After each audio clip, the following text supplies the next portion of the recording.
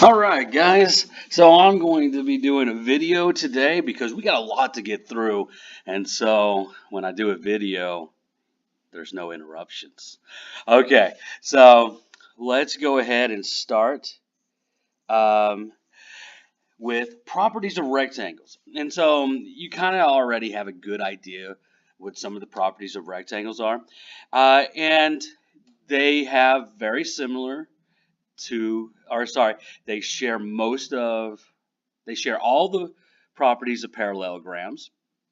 Okay, the opposite sides are congruent, opposite sides are parallel, opposite angles are congruent, consecutive angles are supplementary, diagonals bisect each other. Now, the other two properties they have is that all angles are right angles, right? You knew that. But that's one property of rectangle that not all parallelograms have. And two, all diagonals are congruent. So not just the one that's being bisected, or one diagonal is not congruent on, say, a kite. Okay. So diagonals are congruent. And so that's going to help us out when we need to figure out some things. So look at the first rectangle. Okay. They tell us that 24 is up to the side. Our PQ is 24, PS is 10. And so with that, I can always find the opposite, right? So QR is going to be 10. SR is the opposite of PQ, so it's going to be 24. Okay. Then they want us to find SQ. Well, of course, I can use the Pythagorean theorem here, right? That's the SQ is the hypotenuse of PS and PQ, right? Or sorry, the triangle PQS. So I can just go use the Pythagorean theorem. Of course, x squared, and we're just going to call SQX right now. So x squared is going to equal 10 squared plus 24 squared. Okay, and so when I multiply that out in my handy-dandy calculator, I get 676. Take the square root of that. X is 26. Okay, so there's 26. All right, and because I know that diagonal, I know the other diagonal, PR, because we know that on a rectangle, all diagonals are congruent. So PR is 26. Okay, and then the last thing they want us to find is QT, and since all diagonals are bisected in a parallelogram, it's going to be half of QT, and that's going to be 13. All right, so I'm going to let you guys do number 2. All right, I'm going to pause, and then I'm moving on. Okay, so next we're going to do properties of squares. And of course, you know that you've heard by now, all squares are rectangles, but not all rectangles are squares, right? And that's because they share all the properties of a parallelogram and a rectangle, and also a rhombus that we're about to go over. But they also have 4 congruent sides. The diagonals are perpendicular, and the diagonals bisect the opposite angles. So the angles are bisected here, okay? And so let's take a look at 6. So they tell us that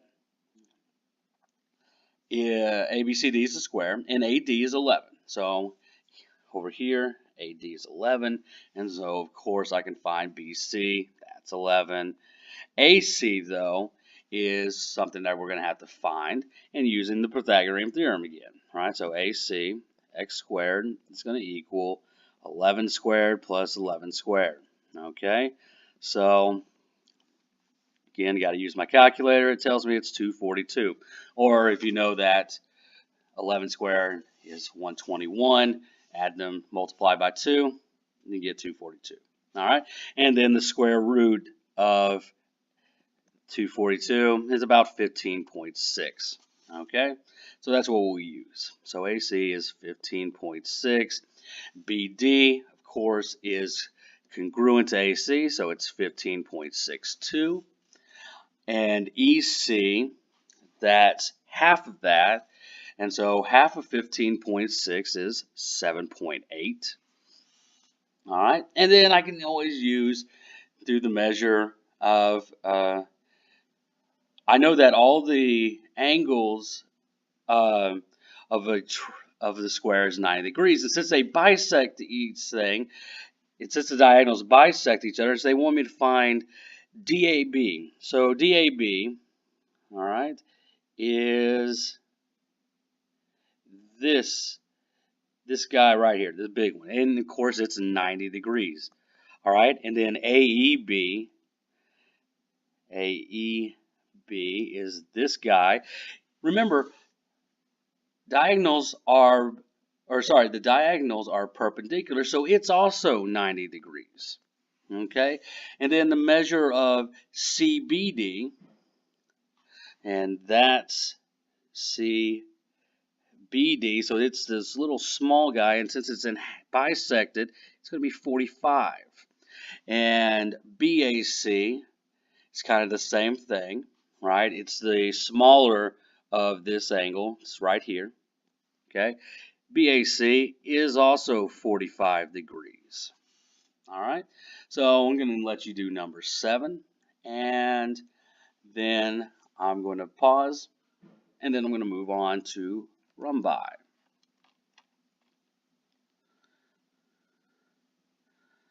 Okay, so rhombi have the same properties of parallelograms, okay, plus 3 other things.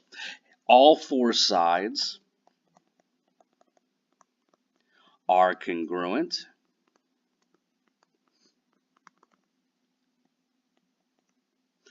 All diagonals are perpendicular. And diagonals bisect each other.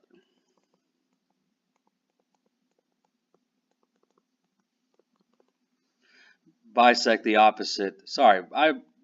bisect the opposite angles, not each other. Okay, we already knew that they bisected each other. All right, so it's very similar to a square, except that they're not, the angles in a rhombus is not 90 degrees. Okay, now JK equals 12 and JN equals 7. So I'm going to label this. Here's JN. That's 7. JK is over here. It's 12. And with that, I can figure out that JM is 12. JL, because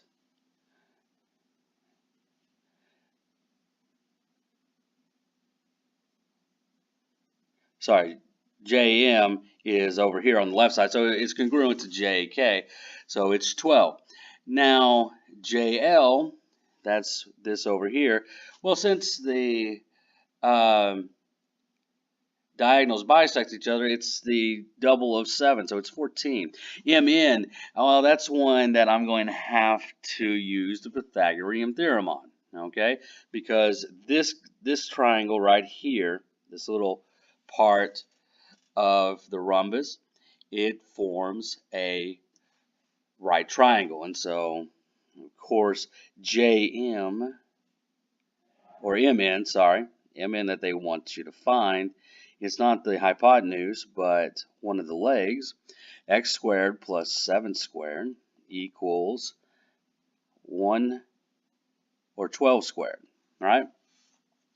Because I know that ML is 12, I know this one is 7 as well. And so x squared plus 49 equals 144. Okay, x squared is now going to equal 95. And then x equals 9.7 when I take the square root on both sides. So MN is 9.7. Then they want me to find MK, and so that's going to be the double of MN.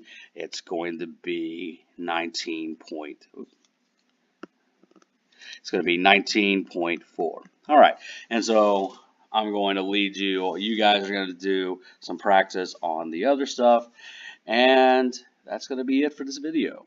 All right, bye.